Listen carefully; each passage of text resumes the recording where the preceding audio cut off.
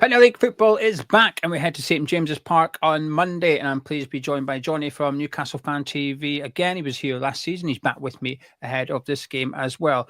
Jonny, I'd like to go back to the summer. What were your expectations coming into this season? Yeah, thanks for having me back on. I think at the end of last season, obviously, we just missed out on Europe because Man United won the FA Cup, and it was a bit of a disappointment because we worked really hard to kind of get back into European contention. And I think obviously missing out on the Conference League was like a bit of a kick in the teeth.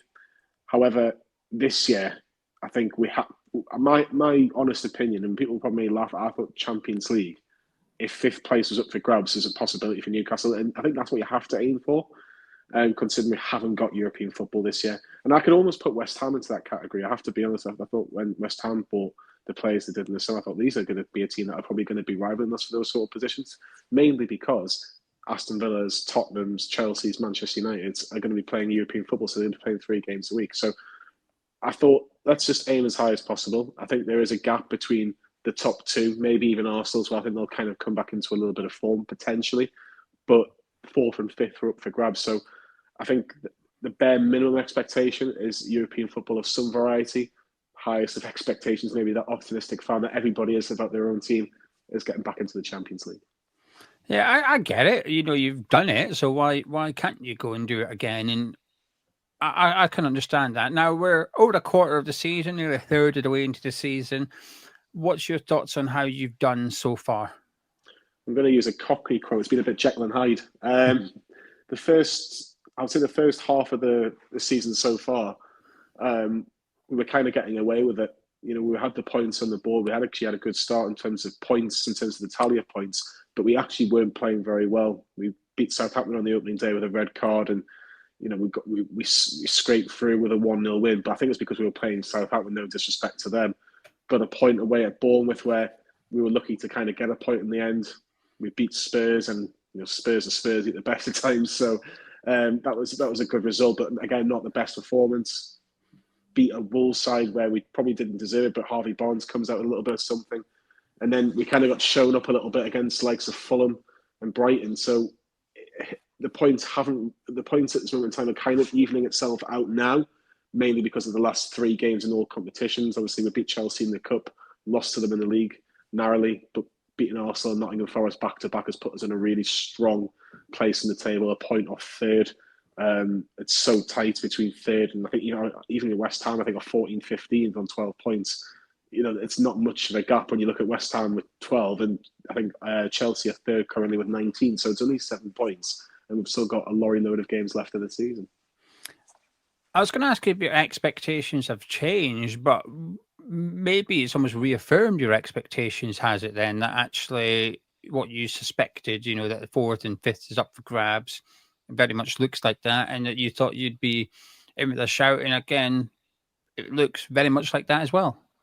Yeah, look, I think we're currently 7th on goal difference, maybe 8th. I'm not 100% sure off the top of my head, but we're a point off third. You know, it's anybody's really at this moment in time. We've still got 27 games left in the season. We've had 3 international breaks and 11 Premier League games. I don't know how that adds up, to be honest, but there's a lot of football to be played. I just think where we are now with the November international break ending, there's 4 months until the next one.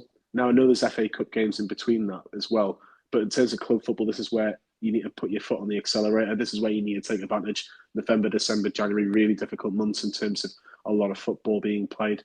And like I say, Newcastle have the added advantage of being in the Carabao Cup. They're not in Europe, but the Carabao Cup is an important competition for Newcastle United now. So you only got that one extra game. Hopefully, it's a little bit more when we get a trip back to Wembley. But this is where I really want to see Newcastle put their foot on the accelerator, get a run of games going. You saw what Aston Villa did last year. You saw what Newcastle did the year before. They got that run of games and they had that nice little, I suppose, gap between the teams below them. So it meant if you did drop points towards the back end, you had that sort of point gap where you could go, well, we can afford to lose a game. We can afford to draw a game. I think we ended up getting top 4 by 4 points. So essentially had an extra game at least to use if we had to. So it was nice in the end. But I want Newcastle to really put their foot on the accelerator. I don't want to take any prisoners. I really want them to go for it. And, you know, starting on Monday night, which I know your subscribers will be very happy with. But, you know, we all support our teams and want them to win every single game. Crystal ball time then, Jonny. We're now at the end of May. What do you think Newcastle have achieved? Have you won a trophy, or did you get fourth? What's your prediction? I think if it's my heart speaking, I'd love to think that Newcastle have got to at least the Carabao Cup final, and then you never know, because we're at the quarter-final stage at home to Brentford. You never know. Like at this stage, you hear the big clubs and you hear the big teams say when you get to the quarter-finals of a competition, that's kind of when the competition really starts for those sort of teams. So we need to try and have that mentality if we can in the future, but we need that first trophy. We need to get that big tick, a bit like what West Ham did, but West Ham got the Conference League. That's, no one's talking about when was the last time West Ham won a trophy, because they've had that moment. It was a great moment. I think the neutrals, like I was wanting West Ham to win. I've got no affiliation to West Ham, but I think Newcastle and West Ham are quite similar, very passionate fan bases, very similar sized clubs. Go home away Monday night, 8:00, which I'm sure you'll probably mention. For me, there's still a lot of similarities, and I think seeing a club like West Ham win a trophy will spur Newcastle on. Will we do it? I really do. I really hope so. Really, really hope so. And in terms of the league, I think we'll finish somewhere between 4th and 8th. If I'm putting money, I think probably 6th. I think there's a couple of teams that are a bit better than us right now. But if they're still in European competition and Newcastle can take advantage, who knows? What's your long-term hopes for Newcastle then? Because obviously, rich owners, you were stuck a little bit in regards to what you could do financially, but those rules are now being questioned, if you want, by Manchester City, which could really benefit Newcastle. But what are you hoping that your club will achieve in, I say long term, let's say 3, 4, 5 years time? Where are you hoping to be? I think we just need to be competing. And I mean, competing for, I think it's so difficult now to compete because Manchester City are that good. But I do think the gap has decreased slightly. I don't think where Manchester City won the league with 100 points, Liverpool won the league with 99 points. I don't think Manchester City are a million times better than the rest. I think that gap has shortened, but there's still a gap. There's still a gap there. And you've got like Newcastle's, Aston Villa's, West Ham spent a lorry load of money, and we're still not really close enough to be competing every single year, year in, year out. So I think you look at West Ham, Aston Villa, I think they've got stronger squads than Newcastle, in my opinion. I think you look at the bench, I think they're stronger. When you look at Newcastle's bench, I know we're missing 4 or 5 players currently, but that bench is still a little bit too weak, in my opinion. And I think if Newcastle can spend a little bit more, which I hope they do, and make that bench just as strong as the starting 11, when you see a Manchester City, a Liverpool, for example, a Chelsea, have that sort of 2 squads, if you like, then that's when you can go, right, then we can compete on all fronts. We can compete in the cups, we can compete in the league.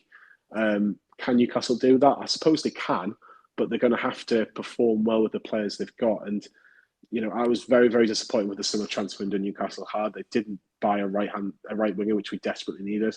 They went after Mark Gay publicly, which I didn't really like the fact that it was played out in the media. I think that benefited Crystal Palace more than it did Newcastle. However, if Newcastle do end up getting Mark Gay in the January transfer window, you're probably looking at almost half the price now, because Palace are in a really difficult position in the table. Are they going to get relegated? Who knows? Does Mark Gay want to leave? There's so many different questions there. In the next 5 years, if I want to see Newcastle win a trophy of some variety, whether that be the Carabao Cup, FA Cup, whatever that may be. I think as soon as you get that first win, in terms of first win at Wembley or the first trophy, whatever competition that may be, then you can go, right, let's aim for the next big trophy. But at this moment in time, a Carabao Cup right now is kind of almost the priority. Is Eddie Howe the man to achieve that? The short-term answer is yes, and I think I'll explain that, because we've had this discussion before in terms of Newcastle fans recently. Any sort of question in terms of whether or not Eddie Howe can get Newcastle United to where they want to be throughout his tenure, he's answered it emphatically. Can Eddie Howe keep Newcastle United up? He did that. Yes, he had help with the transfer window, but every club spends to try and get out of it. We just spent wisely. Got us safe. Can Eddie Howe get us into the top half? Yes, he can. Can Eddie Howe get us into Europe? Well, I'll tell you what he can do. He's not getting into the Conference League or the Europa League. He's going to get into the Champions League. Can he get you into a cup final for the first time? That's a big tick. Can you get you competing in all competitions? Yes. there's so many big ticks. And the only thing that he's missing really, can Eddie Howe win a trophy for Newcastle? A lot of managers have had that question, and a lot of them have failed. Eddie Howe still has that opportunity to do so. I think Newcastle United, there's no reason why Newcastle United can't win this Carabao Cup. Brentford at home next. I agree. Brentford at home next. Liverpool and Arsenal still in there, but you never know if something happens, or even if you get one of those teams in the final. If Newcastle on their day play at their best and Liverpool and Arsenal are a little bit off it, that's all it takes now. So I think Eddie Howe can do it. I don't think he can be here for the long term. I don't think the owners probably imagined that he'd still be here this long. I think a lot of Newcastle fans thought he was the Mark Hughes to the big, like say your Jose Mourinho's, your whoever. Mancini and yeah. Exactly. So I'm a massive Eddie Howe fan. I still think he needs to work on a few things in game. But don't write him off. Do not write him off. He's a very, very good coach, very good manager. But just give him a bit more time. If he can get that trophy, you'll have a statue outside St James's Park if he delivers a trophy at Newcastle. Yeah, I hope he's win the Carabao Cup as well. I think in the last few seasons, because we were in and around the top 7, 8 of the Premier League, in this season, I think you've been kinder to us than I am about West Ham in regards to could we get European. The answer is a firm no for me, but previously, you'll understand one way to say here as a Newcastle fan, you're rooting for the clubs in the top 4 or 5 to go on and win the Carabao Cup and FA Cup, so those places come back into the Premier League, so that 7th gets European football. But when you don't believe your team can go do it, you find yourself being a bit more freer with who you'd like to see win it. And previously, I'd have been like, oh no, can we have Liverpool and Man City winning the Cups, please? Because I want 6 and 7 to get European football. And we benefited from that happening. That's how we got into the Europa League. But now it's like, well, I just want someone that's not the big 6 to go on and win these competitions. And there is a chance, of course, that yourselves or Aston Villa win the Cup and finish in the top 6, so that it still comes into the league anyway. Ideal scenario. But my team I'm rooting for, if you like, in the Carabao Cup has changed a little bit in the years, depending on, for selfish reasons, West Ham. And I'm not going to apologise for that. I think it's the right thing to do. Want the best for your own club.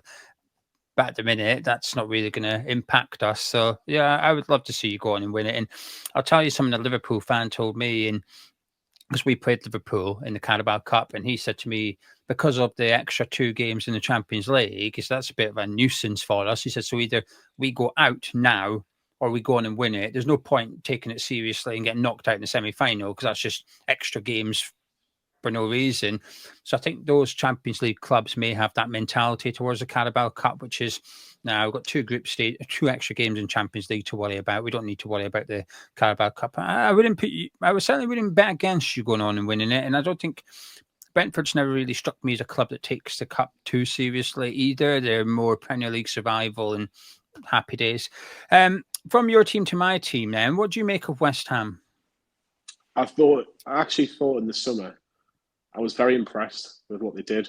I thought the managerial appointment I thought it was a good appointment, because the problem is I think it was really difficult, because when David Moyes left, and I think every football fan knew it was going to happen when David Moyes was going to leave West Ham. And David Moyes, love him or hate him, it's not exciting. He's not. But he does the job to an extent. But he's going to be happy with that particular style of football? I don't know. Probably not. But it won you a cup. And did he deserve a little bit more credit? Possibly. But I suppose, how long does that run out in football nowadays in terms of the credit in the bank? I'm not too sure. And I think West Ham fans are right to think that their club can do better in terms of the style of play, in terms of, being able to do better with the players they had.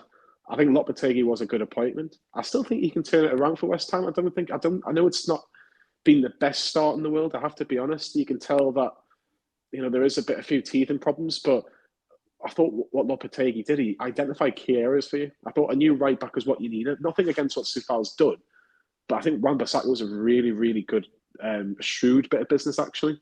Defensively solid. Yes, attacking-wise, he needs to work on a few things, and that may happen at West Ham, but he's very, very solid. I've seen a lot of left-hand side attackers for Newcastle not get the better of him whether that be in a Crystal Palace shirt, a Man United shirt. So I was quite impressed with that. I thought Fulkirk was a good signing. I think, again, good striker. I was quite jealous at Newcastle. I was a bit jealous that Newcastle should have gone from a little bit.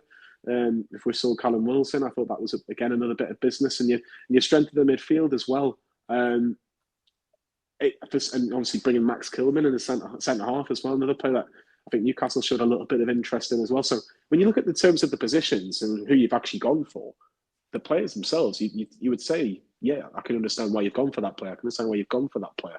It just hasn't quite gelled yet. Now, I can understand that there's a lot of pressure on Lopetegui because of the position that he's in. I do think you need to give him a bit more time than 4 months. I do think he needs a bit more time. It may not get to that stage if you keep on losing. You hear that relegation, so we know how quickly it can turn. But he's got good pedigree. You don't manage the teams that Lopetegui's managed if you haven't got some sort of good history behind you. So, look, I still think he can get a tune out of some players. Hopefully, it's not this weekend or Monday night, but I think West Ham will turn it around.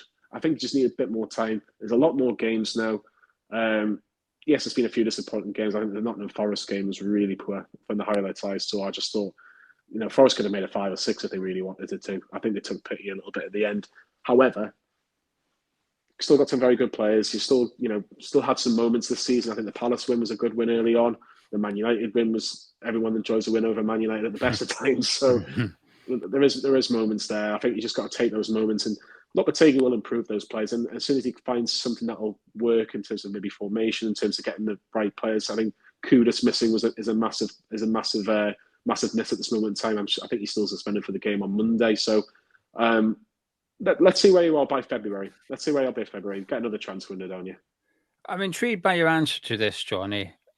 Do you fear West Ham long term? And let me put a little bit of context to this. I think the last couple of seasons, I think it would be very fair to say there wasn't much between us as clubs in terms of positioning, spending in the transfer market, big clubs not perhaps achieving their full potential. I think that's a fair thing to say. But given your change of ownership in our not so good ownership, if you like, do you fear us long term, or do you see yourselves closer to the likes of Man United and Liverpool and Chelsea and Arsenal than you do West Ham? So do you see Newcastle pulling away from the likes of West Ham and getting closer to those, or do you still think we are a rival long term? You should be a rival long term, and I'll explain why. If West Ham's owners really wanted to sell, they should sell now. And the reason why they should sell now, you're a club in London, which is a big tick for a lot of people. The actual players what you've got on board are good players. So it's not exactly you're going to have to spend a lot of money short term. You could just develop certain areas. I think the fact that Antonio's still your main striker up front says a lot. Nothing against Mikel Antonio. I think he's been a fantastic servant for West Ham. But if you want to be in the top 6 a bit more regularly, you need somebody else along with him, not a Danny Ings at this moment in time, if I'm being really honest. Nothing against them. They've both had good Premier League careers. If I was West Ham owners, I would sell right now if I could. Because they're not going to get a much better price in terms of what they could ask for, because they'll go, well, hold on, you're a club in London who have been in Europe for the last 4 seasons, won a European trophy, got some outstanding players in certain areas. I think it just needs a bit of a boost. I think it just needs a little bit of something where a new owner comes in and just puts a stamp on it and just has that connection with the fans, because we it's the best way to put it. The footballing world knows that West Ham fans don't really like David Sullivan and Karen Brady. Let's be honest. Yeah, they don't. There's just that distance there between them. I think that you're tolerating them at the minute. I don't think you despise them. I don't think you hate them, but you just know they're never going to take you to where you potentially could achieve. You mentioned before where Newcastle and West Ham could end up being, but I think it's a really valuable, if you want to be terms in business sense, West Ham are a really good project to look at. They really, really are. And some of that Spurs are underachieving, and you always kind of want to take advantage of that right now. But our West Ham's owners. Like, how old's David Sullivan? David Sullivan must be what, late 70s. He feels like Yeah, he's been around the football. I couldn't tell you, but I'd imagine mid to late 70s. Yeah, He's been around. He's been around the football for a long time, so he's not going to exactly want to be staying around the football for the medium to long term. This is where they need to probably start looking, and there'll be a few. There's a lot of businesses, a lot of investors that will want to get into Premier League football, and as I say, in London as well. So I think he will end up getting a takeover. When that will be, who knows? But I would say in the next 2 to 3 years for definite, because, like I say, David Sullivan's not getting any younger in that respect. But in terms of the first part of your question, I still think Newcastle are kind of looking at West Ham's, your Aston Villas, your Spurs. I wouldn't put Spurs in that kind of top category just because of what they are. But I would say if you don't get it right in the next 2 years, I think we'll not be looking at West Ham in that respect. But at this moment in time, no, I've still got to look at West Ham as somewhere we've got to look as a bit of a rival at this moment in time, because, at the start of the season, I thought it would be between Newcastle, West Ham, Villa, maybe even Brighton, where are going to be finishing around those European places. So I still consider West Ham, even though the start they're hard, as a rival in terms of what we're aiming for this year. Yeah, I agree with you. Long term, especially in the fact that we could get left behind quick. If you do things right and we continue as we are, I think you will pull away from us. In terms of St James's Park on Monday night, then, how do you see this game going? Look, I've done a lot of Monday night games, and I do feel for the first-time fans that probably book the hotels for the Friday night or the Saturday night and enjoy the big market. Now it's going to be a Monday. It'll probably still be busy, if I'm honest. Look, I think Newcastle definitely go as favourites. I don't think that's a unrealistic thing to say. I think going to Forest and winning. I think we're the only club that have done that this year. Beating Arsenal at St James's in our last home game, beating Chelsea in the Cup was a good confidence boost for us. Nobody likes going to St James's Park at the best times. Night game, West Ham not playing great. No confidence at this moment in time. No kudos. Look, everything's aligned for Newcastle to get a positive result. It doesn't seem like anybody's picked up an injury in terms of the Newcastle side of things. So you likes of Alexander Isak, Anthony Gordon, Harvey Barnes, Bruno Guimaraes, Joe Linton, Sean Longstaff, who's been in fantastic form. All those players are going to be available. I'm not going to put every single penny on Newcastle only because it'll bite us in the backside. But I do expect us to get 3 points. I don't think it'll be a walkover like maybe some Newcastle fans might think. I do think it'll be a lot closer, but I think Newcastle will win. I think they'll win 2-0 because we are difficult at the back as well. The only thing that is Dan Burn is suspended, so Lloyd Kelly will probably come in for him. Almost a like-for-like replacement in that respect. But there's a lot of confidence on Tyneside right now. Can I say the same thing about West Ham right now? Probably not, no. So 2-0 for me. Maybe even Callum Wilson might come off the bench. Wonderful, yeah. He loves it, doesn't it? He hasn't played all season. He's been injured all season. And West Ham on the horizon. He might come sit on the bench and grab a late second goal for Newcastle and a 2-0 win. But maybe I'm asking for too much. Yeah, maybe Anthony Gordon will get in the way of a West Ham player clearing the ball and get the dodgiest penalty you've ever seen again. Penalty, come on, it's a Stonewall. Do you know what it was? Actually, there was a few people that are sitting in the Gallagher, which is where Newcastle normally used to shoot it towards in the second half, but that's where all the action was that we see in the 4-3 game at the end. There was people obviously at 3-1 thinking this is going to be difficult for Eddie Howe to get back into this in terms of is he going to be able to get this club going. It was a crazy last 10 minutes. I've seen a lot of West Ham fans blame Moyes, and I actually agree with that because at 3-1 he did everything he could to, just basically he brought on Calvin Phillips, just didn't work. If he didn't do, I always think, why did he have to change it when he did? Yeah. Could he have waited maybe till 85, 88, then slow the game down by bringing a couple of substitutions? I don't think West Ham would have lost the game if that was the case, but it was 20 minutes too early in that respect. But I'm sure you probably don't want to talk about that too much more. Small margins, big impacts, isn't it? That's football, isn't it? But Jonny, listen, thank you so much for joining me. If you guys at home have enjoyed it, I'll put the link to Jonny's social media profile in the description below, and you can find him regularly over at Newcastle Fan TV. But if you enjoyed this video, please do drop a like on it by clicking thumbs up, subscribing to Hammers Chat. And Jonny, I'll catch up with you later in the season when we're well, maybe talking about European football for one of us or both of us, and maybe a relegation battle for one of us. And I'll give you a clue: it won't be Newcastle. We'll catch you then.